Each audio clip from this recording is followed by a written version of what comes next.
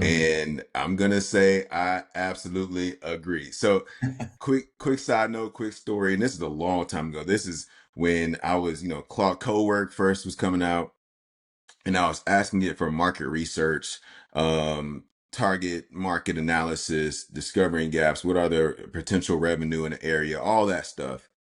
And it asked me, "Do you want it in HTML and Markdown?" And so I was like, "Okay, let me go for the HTML just to see." It was an actual option to just choose. I was like, "Okay, click HTML," and it gave me a one pager that I could pull up in my web browser. It was super readable.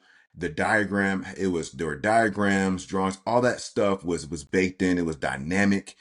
And when he said that, it brought me back to that moment, and I was like, wait. So I can look at a markdown file, but I got to look at a specific editor that's going to give me the, headers and all that stuff. And it's still not going to be like, it'll do tables and stuff. And listen, it gets the job done.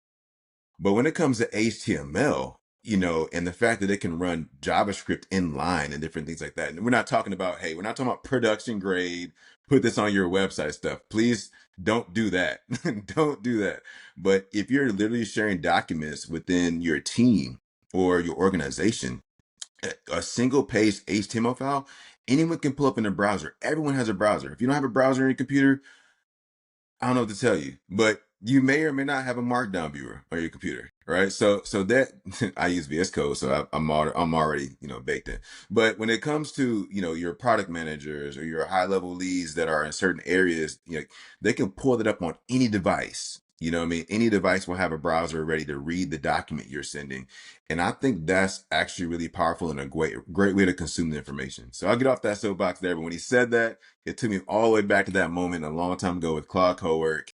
And yeah, I Yeah. fully believe in that, man. Are you still using that workflow outside of like product development? As far as HTML, absolutely. So most of anything product related, I will say I'm using HTML for. But what I am doing a lot of Markdown with is things that with like README stuff for skills, like the skill MD. I'm Mhm. obviously using Markdown for that. Anything shareable between teams and that kind of stuff, I'm using Markdown generally.